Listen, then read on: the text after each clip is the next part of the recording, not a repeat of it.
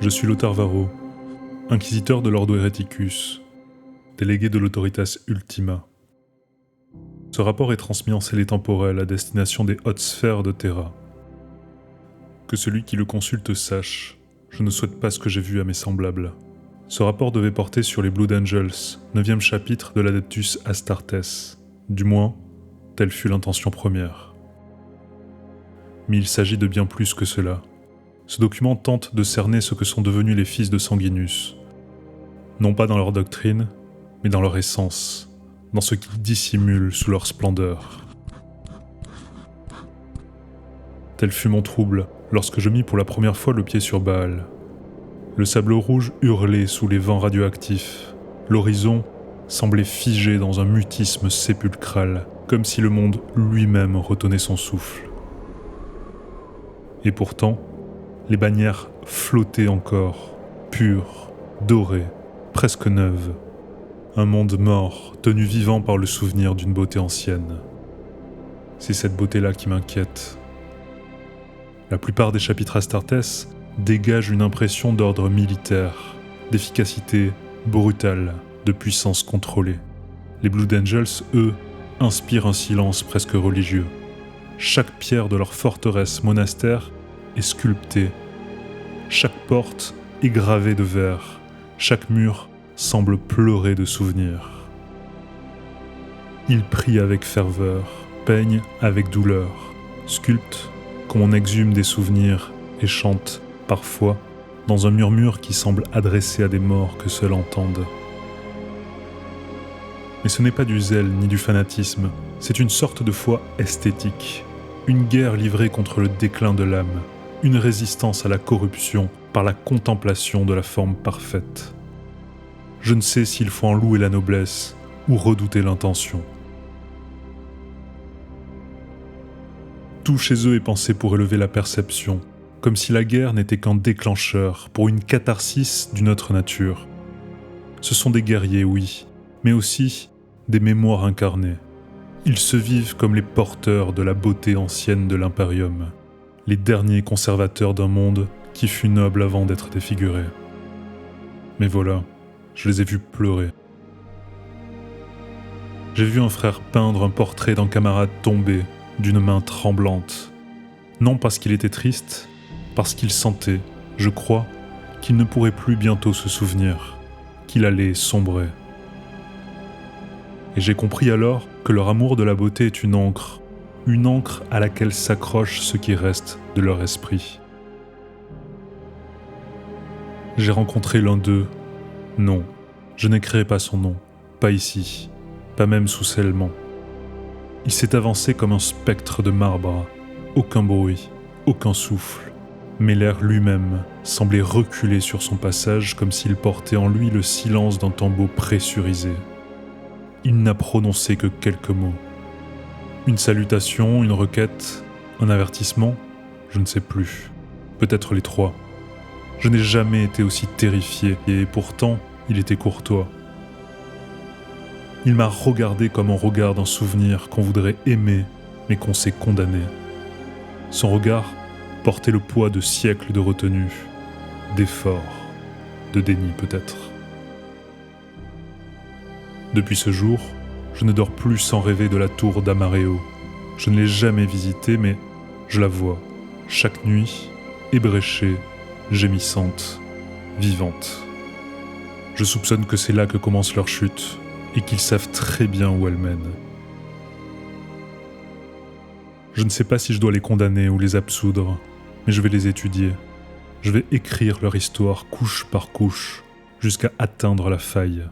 Car même dans l'or le plus pur, une fissure peut cacher un gouffre. Et dans la lumière des Blood Angels, il y a trop d'ombre pour que je m'en détourne.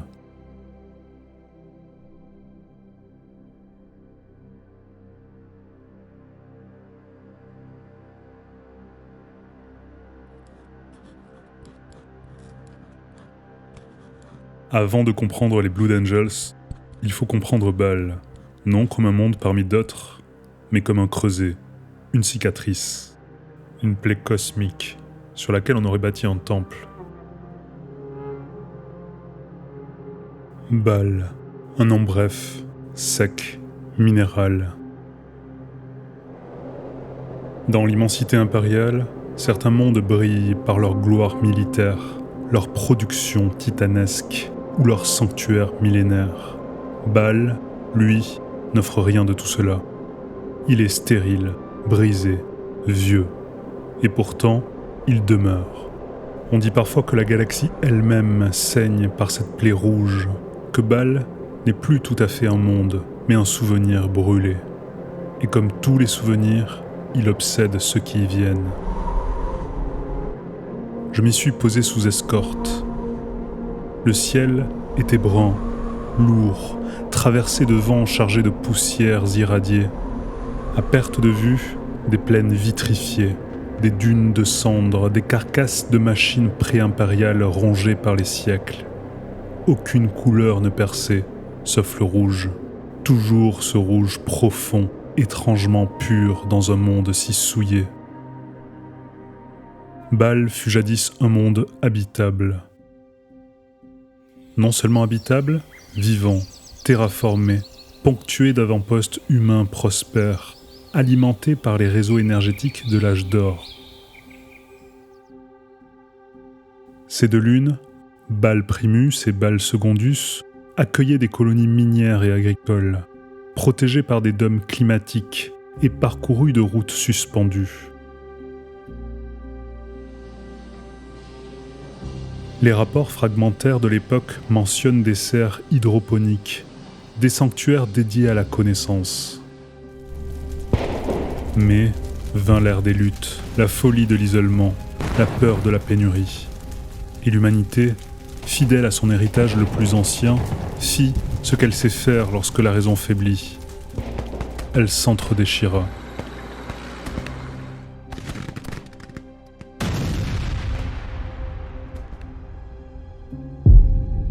Une guerre nucléaire déchira le ciel de Baal. Les satellites furent abattus, les centres de données vitrifiés, les atmosphères souillées de particules lourdes. Baal Primus fut la première tombée, frappée de plein fouet par une salve d'ogive à dispersion plasma. Elle ne fut plus qu'un miroir noir, un cadavre de verre figé dans le vide. Baal Secondus, elle, survécut à peine. Mais ce qu'elle conserva n'était pas la vie, c'était une persistance, un râle, une obstination maladive à ne pas mourir tout à fait. Lorsque le Primarque y fut projeté, selon les lois capricieuses du Warp, il atterrit sur Baal Secondus, lune secondaire et sauvage. Là, des tribus d'humains mutants, défigurés par des radiations, survivaient dans des abris antédiluviens, chassant des scorpions à carapace d'acier et filtrant l'eau à travers les os de leurs morts. Leur langage était rugueux, leur foi hésitante entre superstition et désespoir. Sanguinus, même enfant, était beau, ailé, différent. Un ange tombé parmi des cendres. Il ne les dompta pas, ils le suivirent, tout simplement. Certains textes anciens affirment qu'en sa présence, les plaies se refermaient et les nuits, les malades guérissaient de leur fièvre. Il organisa, protégea, enseigna. Il fit naître dans cette fournaise une société rude, mais digne. Aujourd'hui encore, les enfants de Baal Secondus vivent dans l'écho de cette légende. Leurs villes sont souterraines, à demi effondrées, aux parois peintes de fresques rouges représentant l'ange protecteur. Ils naissent dans des capsules de verre stériles, grandissent en ingérant des cendres traitées comme du pain et s'entraînent dès l'âge de 6 ans au rite guerrier. Peu atteignent l'âge adulte. Ceux qui y parviennent sont marqués par la mémoire vivante du sacrifice. Ils rêvent tous d'être choisis. Mais être choisi ici ne signifie pas le salut. Cela signifie monter au-dessus des nuages, vers la forteresse des Blood Angels. Cela signifie tout perdre pour ne devenir qu'un fragment de l'idéal. Ils le savent, et pourtant, ils espèrent. Quant à Bâle Primus, l'autre lune, elle est morte, entièrement vitrifiée. Ses plaines sont coupantes comme du verre noir. Aucun souffle n'y passe. Certains disent que les Blood Angels y enfouissent leurs secrets les plus sombres. D'autres, que la lune elle-même est maudite, condamnée à ne jamais abriter de vie depuis le jour où Sanguinus la regarda sans y descendre. Bâle est un monde d'excès, excès de souffrance, excès de silence, excès de mémoire. Et c'est pourtant dans ce fourneau que naissent les plus beaux guerriers de l'espèce humaine. Les Blood Angels ne sont pas des fils d'une utopie perdue. Ils sont les enfants de la désolation, décidés à la sublimer. Et pour cela, ils doivent s'en souvenir, toujours.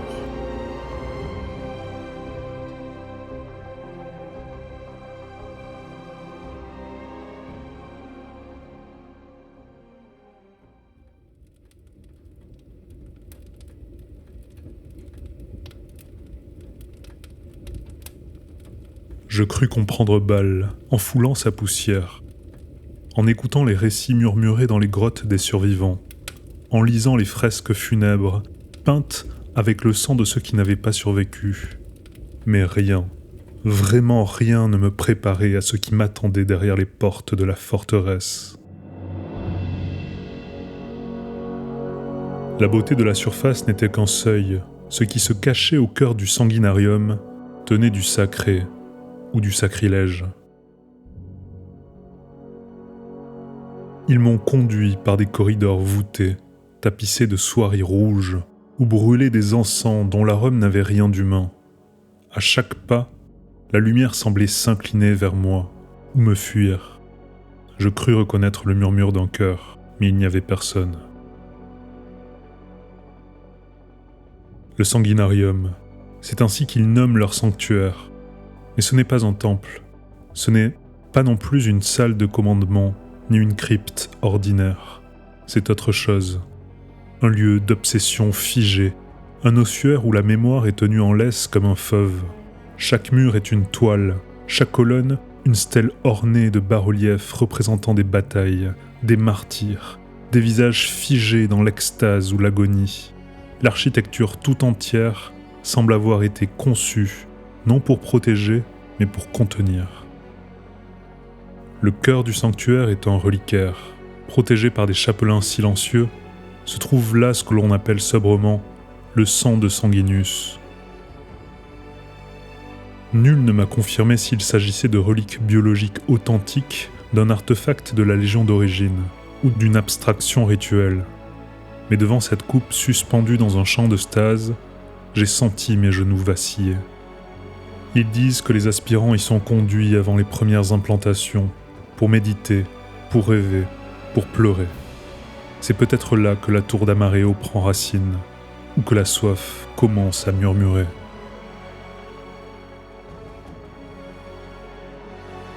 Non loin, dans une crypte voûtée au plafond étoilé, sont conservées, dit-on, les ailes du primarque, figées dans un champ de stase, blanches comme l'ivoire d'un autre âge. Une couronne d'or, presque banale dans sa simplicité, repose sur un socle de marbre veiné de carmin. On la nomme la couronne de sang. Et plus loin encore, dissimulé derrière un voile de chêne noir, gît ce que certains chapelains murmurent être le pommeau brisé de la dernière épée de Sanguinus, fragment rescapé de Terra. Mais ce ne sont pas ces objets qui m'ont le plus troublé, c'est ce que je ne vis pas. Des portes, scellées sans serrure, des couloirs murés, des chambres dont les murs transpirent une chaleur froide, comme si quelque chose y vivait encore sans respirer. Les archivistes n'y vont pas. Même Dante, paraît-il, y entre avec prudence. On les appelle les chambres rouges, Je ne sais ce qu'elle renferme, mais je sais que le sanguinarium tout entier est bâti pour qu'elle n'oublie jamais. Je voulais voir de mes propres yeux le caveau de Sanguinius. Même en tant qu'inquisiteur porteur de sceaux impériaux, on me refusa d'abord l'accès. Ce refus, prononcé sans menace ni défi, pesait plus lourd que n'importe quelle sentence. Je dus contacter mes supérieurs, transmettre les coordonnées, engager ma responsabilité. 3 jours plus tard, on m'accorda une fenêtre de 20 minutes. 20 minutes, seul, face à ce qu'il reste d'un ange. Le caveau de Sanguinius ne ressemble à aucun autre sanctuaire que j'ai foulé. Il n'est ni monumental ni imposant. Il est contenu, comme si l'espace lui-même se contractait en sa présence. Les murs sont faits d'un matériau noir et mat, absorbant la lumière. Il n'y a ni icône, ni autel visible, peu d'ornements, seulement un silence dense, presque liquide qui vous colle à la peau. Au centre de la salle, baigné d'une clarté rouge et douce, se trouve un sarcophage, simple, sans nom. Certains disent que son corps n'y est pas, d'autres affirment qu'il repose ici, entièrement préservé, veillé sans relâche par les génothèques du chapitre et les prières gravées dans le silence. Autour, sur les parois courbes, sont incrustés des fragments de verre doré, comme autant de larmes figées. Des vers funèbres s'y dessinent, en langue oubliée, visibles uniquement sous certains angles. On dit qu'un seul chapelain peut en lire l'ensemble, sans devenir fou.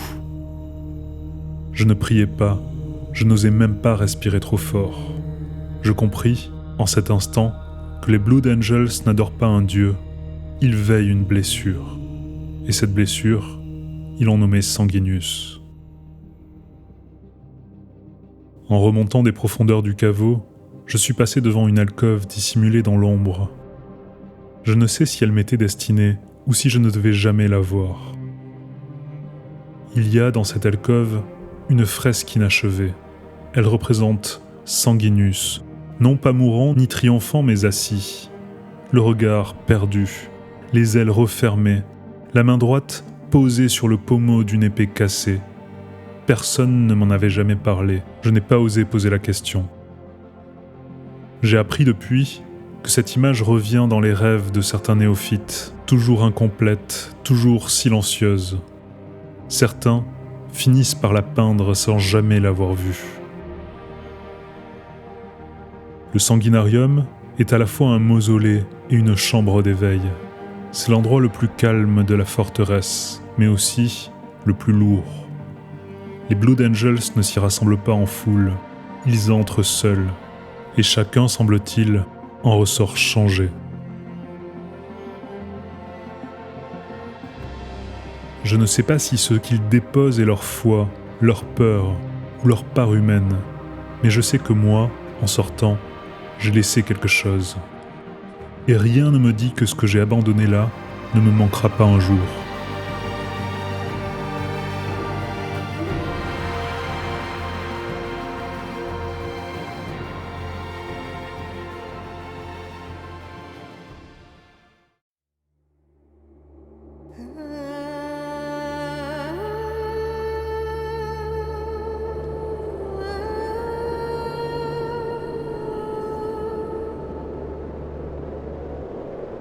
On m'avait parlé des rites de sélection des Blood Angels comme d'un processus éprouvant. Mais ces mots sont faibles. Ce n'est pas une épreuve, c'est une saignée, une lente distillation de l'âme et du corps, menée dans le silence et le sable. Tout commence sur Baal Secondus, là où le vent écorche, où la pluie est acide, où les hommes naissent en sachant qu'ils mourront sans trace. La survie n'y est pas un mérite, mais un instinct. Les enfants apprennent à tuer dès 6 ans, à survivre sans attachement, à marcher pieds nus sur les lames vitrifiées de leur monde. Mais ce n'est pas la brutalité que cherche le chapitre, c'est la grâce. Les serviteurs du chapitre, chapelains, apothicaires, parfois même archivistes, observent les tribus de loin. Ils ne recrutent pas les plus forts, ils cherchent un éclat rare, la discipline dans la peur, la retenue dans la violence, un geste noble, un regard qui ne fuit pas. Lorsque l'un d'eux est jugé digne, il ne le sait pas. Il est marqué durant son sommeil par une ligne de cendre rouge, tracée au creux de la nuque. Au matin, on ne l'appelle pas, il suit. Le voyage jusqu'à Bâle se fait dans un silence complet. On ne lui parle pas, on ne lui promet rien. Il ne sait même pas s'il revient. Et pour beaucoup, il n'y aura pas de retour.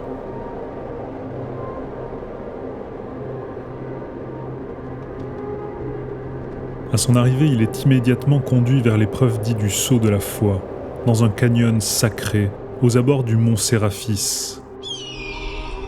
Le néophyte doit se jeter d'une corniche dans le vide, équipé d'un harnais archaïque et de pseudo-ailettes.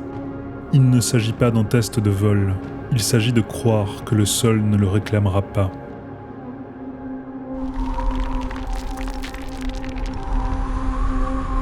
S'il hésite, il est perdu. S'il saute trop tôt, il est perdu. Il faut sauter au bon instant, après avoir écouté le vent, le rythme de son propre sang, et une voix intérieure que certains disent venir de Sanguinus lui-même.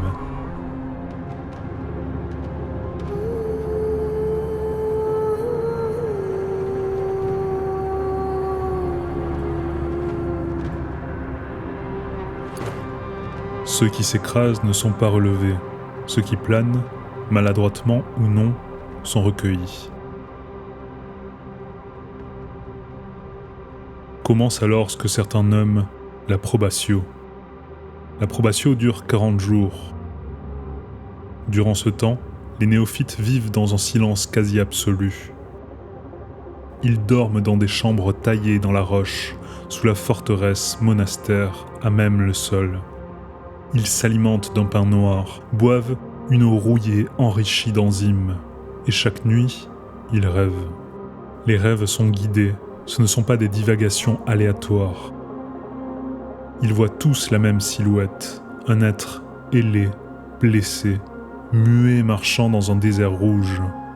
Ils entendent une voix sans mots, ils sentent l'odeur du sang sans blessure. Les plus faibles hurlent dans leur sommeil, les plus solides pleurent sans bruit.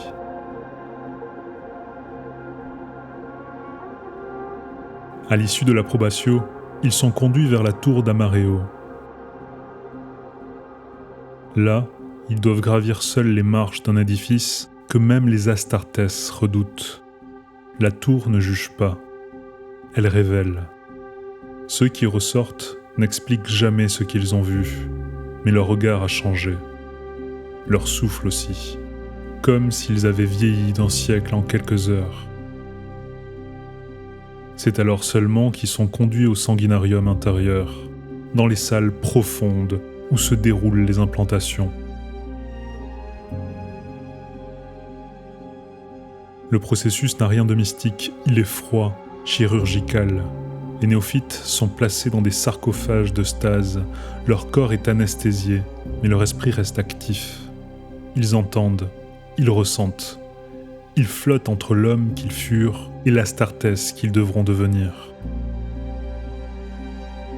15 organes leur sont implantés, dans un ordre précis. Certains modifient la densité osseuse, d'autres transforment la chimie sanguine. Parmi ces organes, l'homophagia leur permettra d'ingérer la mémoire de la chair.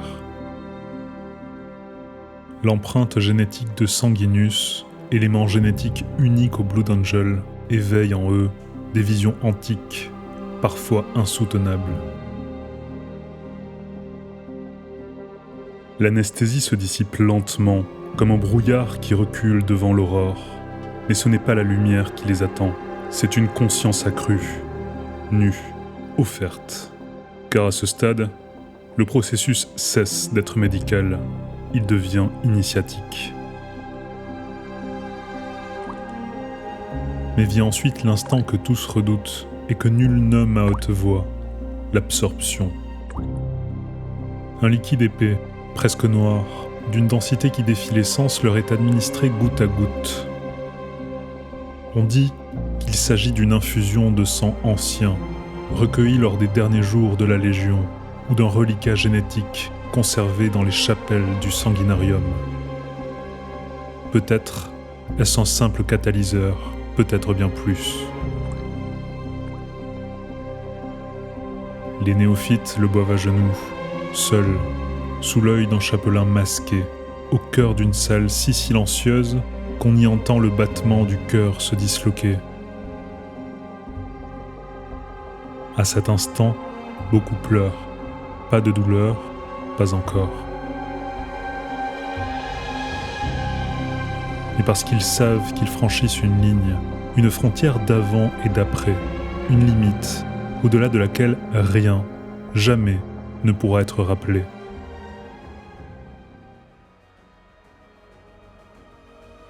Ceux qui survivent se relèvent lentement, mais ils ne sont plus les mêmes. Le sang a laissé quelque chose en eux, ou leur a arraché quelque chose qu'ils ne pourront jamais nommer. Les survivants sont plus grands, plus lourds, plus silencieux, mais pas encore des Space Marines. Ils sont à ce stade des statues vides, des cathédrales prêtes à recevoir le cri de la guerre ou le chant du sacrifice.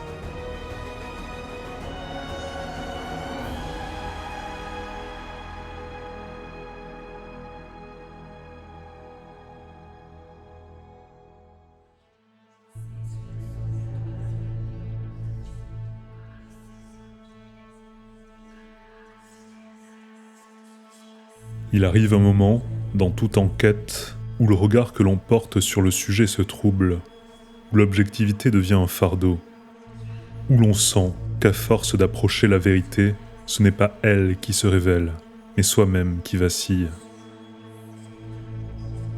Pour les Blood Angels, ce moment s'appelle la soif rouge et la rage noire. Je n'avais jamais entendu ces mots prononcés autrement que dans des rapports scellés, des transmissions codées, ou les rares murmures échappés d'un chapelain dont la vigilance avait fléchi un instant. Mais ici, sur Bâle, ces termes sont vivants. Ils s'insinuent dans les regards, dans les silences, dans les protocoles médicaux trop rigides pour être innocents. Ils hantent le chapitre. La soif rouge est un besoin, une faim insatiable, croissante, perverse. Elle commence comme un frisson, une tension à la mâchoire, une crispation de la gorge. Puis elle grandit, elle ronge. Le Space Marine commence à voir le sang non plus comme un fluide de guerre, mais comme une essence sacrée, une source de force, une vérité liquéfiée. Certains parviennent à la canaliser, pour un temps. Ils jeûnent, méditent, prient, sculptent, chantent, ou s'enferment dans le silence de pierre des cryptes. Mais la foi ne s'efface pas, elle attend. Elle rôde dans l'ombre du cortex, tapie comme une bête, éveillée à chaque effusion, à chaque odeur métallique, à chaque cri. Ses effets sont biologiques. L'homophagéa devient hyperactive. La production hormonale se dérègle. Les circuits neuraux sont en constante surcharge. Les analyses menées en secret par les apothicaires du chapitre parlent d'une mutation progressive du matériel génétique du Primarque. Notamment de ce que certains désignent comme l'organe carmin, probablement une dérivation du neuroglottis ou du nœud cataleptique, adapté par le patrimoine de Sanguinius. Mais il ne s'agit pas seulement d'un symptôme. La soif rouge est une mémoire, une empreinte laissée par la mort du Primarque. Un écho de sa chute, une souffrance transmise, comme si les Blood Angels ne pouvaient survivre qu'en ressassant l'instant de sa fin. La rage noire, elle, n'est pas une fin, c'est un déluge, une brèche dans l'âme. Elle surgit sans prévenir, parfois après 1000 batailles, parfois dès les premières années. L'Astartés atteint est alors saisi d'hallucinations. Il ne voit plus ses frères ni ses ennemis. Il se croit revenu sur Terra, au siège du palais. Il croit être Sanguinus. Il cherche à venger sa mort. Il hurle, il pleure, il tue. Son corps entre en surcharge absolue. La densité musculaire double, les glandes surrénales implosent. Le cortex réagit comme un choc terminal. Il se bat jusqu'à ce que tout s'arrête, ou jusqu'à ce qu'un frère l'abatte. Les chapelains maintiennent ces individus à part. On les regroupe dans des cryptes, dans les profondeurs de Baal. On les observe, on leur parle. Certains murmurent que la rage noire pourrait être canalisée. D'autres pensent qu'elle est un châtiment. Un rappel permanent que même les plus beaux anges peuvent tomber. Il existe pourtant un cas, un nom que l'on ne prononce pas à la légère, Méphiston. Autrefois, frère Calistarius, tombé dans la rage noire lors du siège d'une ruche infestée, porté disparu. Retrouvé des jours plus tard, hurlant encore mais vivant. Il avait non seulement survécu mais dépassé la rage, traversé ce que nul n'a jamais traversé. Il en est sorti changé, son pouvoir psychique décuplé, son esprit aiguisé, sa foi ardente. Méphiston est un miracle ou une anomalie. Certains l'admirent, d'autres le craignent.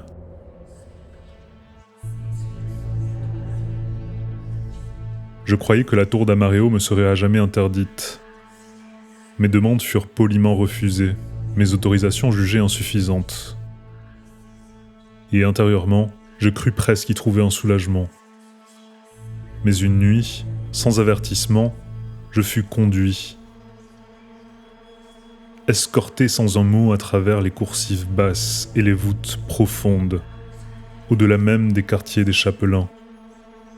Les portes de fer rouge s'ouvrirent lentement, et l'on me fit monter, sans un mot, dans les hauteurs étroites de la tour d'Amaréo. Les niveaux supérieurs, étrangement, ne donnaient pas sur le ciel. Ils s'élevaient dans la pénombre, enveloppés de métal ancien et de pierres noires, comme si la tour avait été construite, non pour s'élever mais pour contenir. Les murs, d'une texture rugueuse et vitrifiée, évoquaient des matériaux oubliés, issus d'une époque antérieure à l'impérium lui-même, ou d'un monde qui n'aurait jamais connu la lumière. Il y règne un silence pesant, presque viscéral, entrecoupé de résonances sourdes, non de machines, mais de pulsations, comme si la tour elle-même respirait encore. L'escalier semblait s'entourer autour d'un vide. À chaque palier, la lumière s'amenuisait, et à chaque marche, nous menait un peu plus loin du monde des vivants. Enfin, on me fit pénétrer dans une galerie circulaire, bardée de lourdes portes blindées.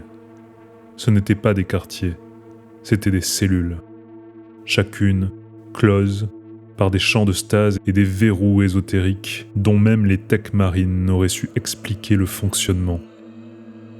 Par les meurtrières de verre renforcées, j'aperçus des formes. Parfois accroupies, parfois suspendues dans l'ombre comme des arachnides géants, parfois couchés, respirant à peine, mais trop lentement pour être naturels.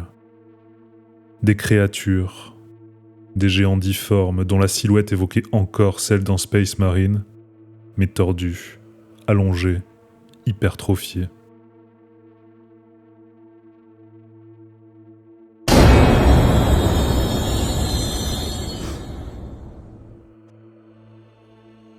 Leur peau, luisante comme de la cire fondue, virait au rouge sombre.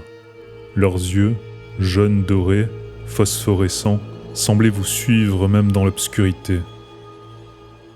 Sous leurs lèvres supérieures, des canines longues effilées brillaient comme des crocs d'ivoire, signe ultime de leur dégénérescence ou de leur pureté originelle, selon ceux qui y voient là l'empreinte directe du primarque.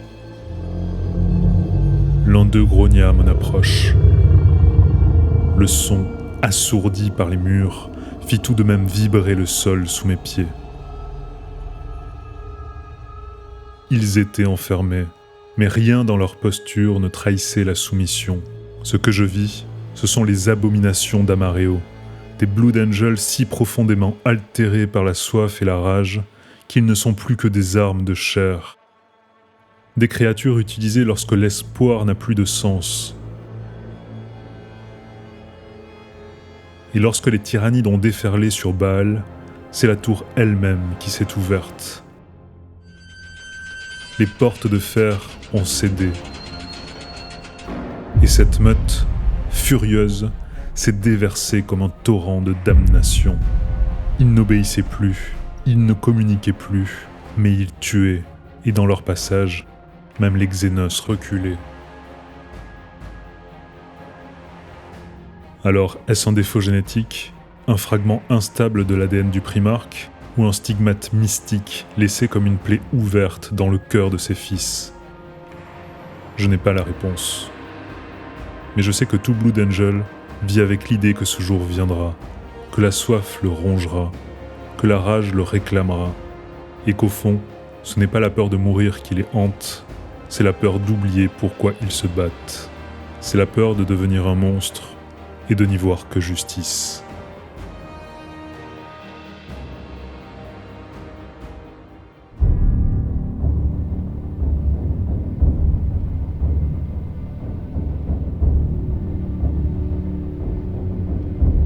Il y a des récits que même les archivistes murmurent à voix basse, des vérités enfouies dans la cendre des légendes. La Compagnie de la Mort est l'un de ces récits, un mythe devenu cher, une offrande silencieuse que le chapitre sacrifie encore et encore sur l'autel de sa propre survie. Ce que l'on nomme aujourd'hui la Compagnie de la Mort n'existait pas au jour sombre de l'hérésie. Mais certains textes liturgiques, fragments de psaumes oubliés, cantates scellées dans les cryptes des chapelains évoquent un épisode obscur, un instant fondateur. C'était à Terra lorsque l'empereur tenait encore le trône par la force de son épée et que les traîtres brisaient les portes du palais impérial. Dans l'ombre écarlate des remparts assiégés, au cœur des couloirs étouffés de cris et de flammes, Sanguinus menait ses fils contre l'innommable. Certains frères, au plus fort du conflit, furent pris de convulsions, tombant à genoux au milieu de la bataille. Ils ne répondaient plus aux ordres, ils murmuraient des noms oubliés, voyaient des choses que nul n'aurait dû voir. Et surtout, tous répétaient la même vision, celle du Primarque, les ailes ouvertes, seul face à Horus, tombant dans un éclat de lumière et de sang. Ses frères furent mis à l'écart, non par punition mais par nécessité. Et dans un geste mêlant piété et désespoir, ils furent envoyés dans une charge solitaire contre les hordes démoniaques. On dit que les portes furent noyées sous leur assaut, que les serviteurs du chaos reculèrent, et que dans leur sillage ne resta que le silence.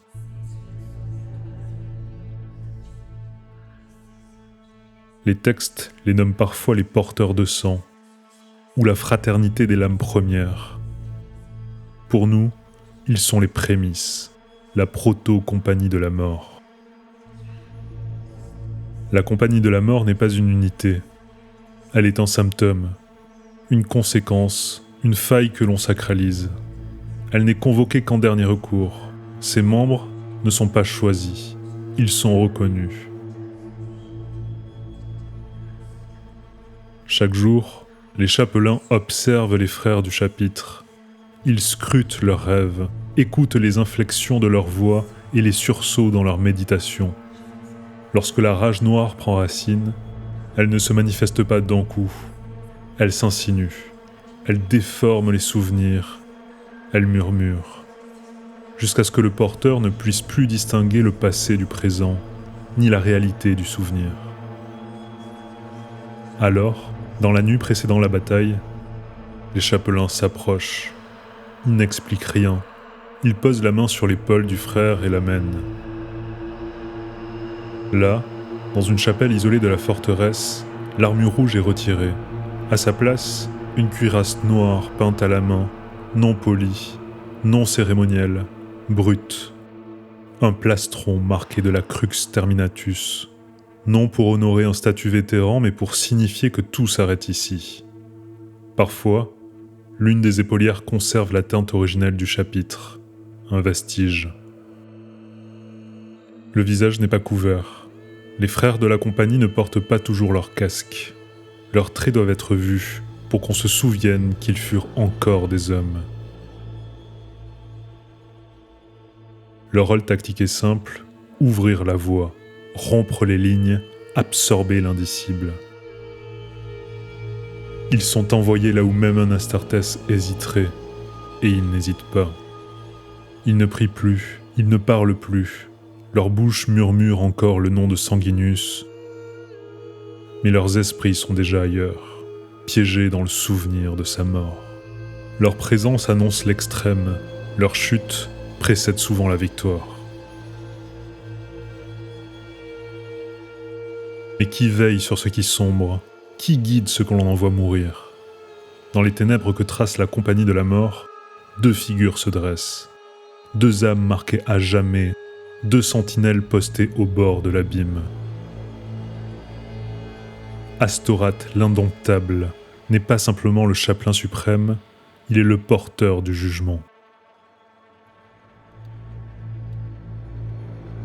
Armé d'une hache énergétique nommée la hache du jugement, il parcourt les systèmes, visitant les sous-chapitres, observant les néophytes, scrutant les vétérans.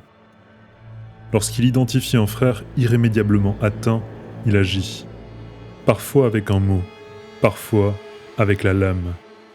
Il est craint, respecté, incompris.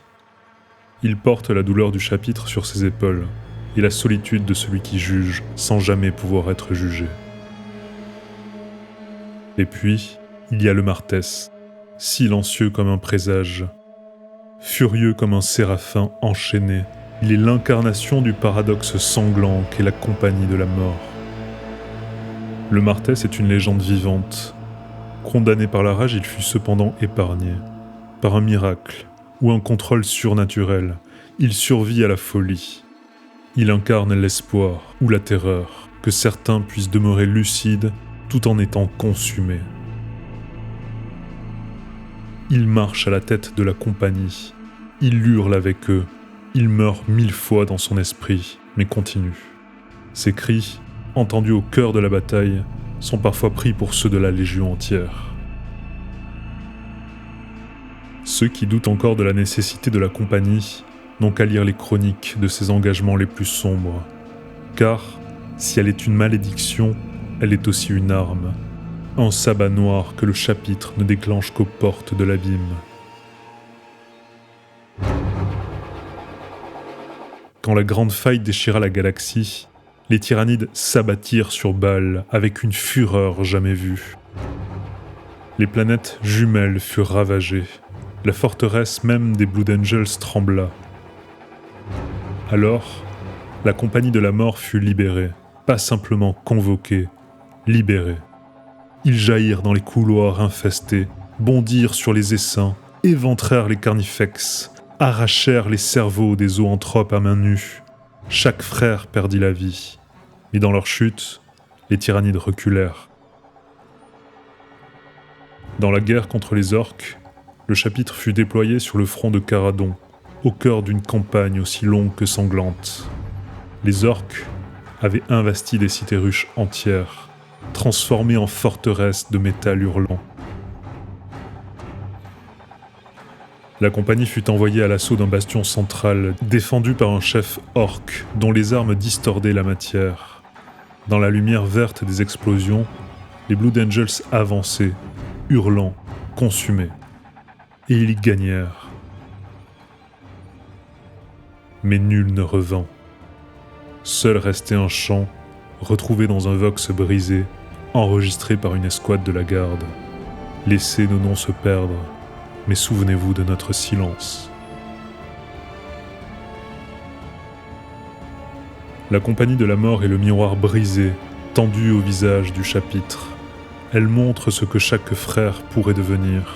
Elle rappelle que la génétique n'est pas un rempart et que la foi, parfois, doit sauter avec ceux qui tombent. On ne les pleure pas, on les regarde partir et on se souvient.